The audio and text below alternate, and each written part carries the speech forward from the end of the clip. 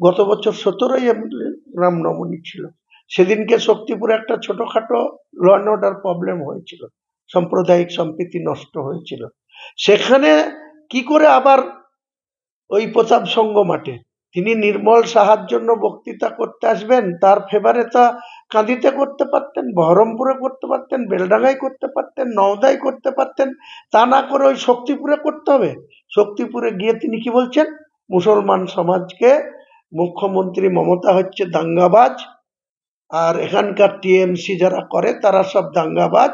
আমার যদি ইউপি হতো তাহলে মুসলিম এই দাঙ্গাবাজদেরকে আমি উল্টো করে টাঙিয়ে এমন সিধা করে দিতাম যে 7 পীড়া মানে 7 জনম আর দাঙ্গা করার কথা ভুলে যেত।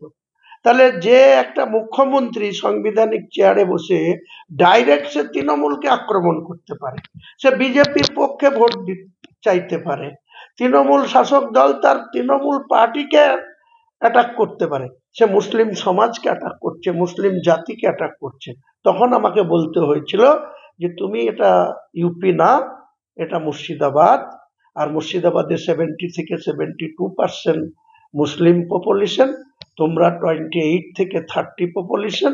তুমি যদি আমাকে উল্টো করে টাঙিয়ে সিধা করার কথা বলো, তাহলে আমি যদি ইচ্ছা করি 2 ঘন্টার মধ্যে তোমাদের ভাগীরথীর জলে ঝাঁপ দেয়া করাবো নিক্ষেপ।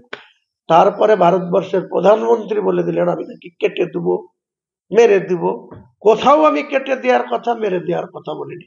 ওনার কথার পরিপ্রেক্ষিতে আমি 24 ঘন্টা পরে আমি শক্তিপুরেই একটা মিটিংয়ে বলেছিলাম।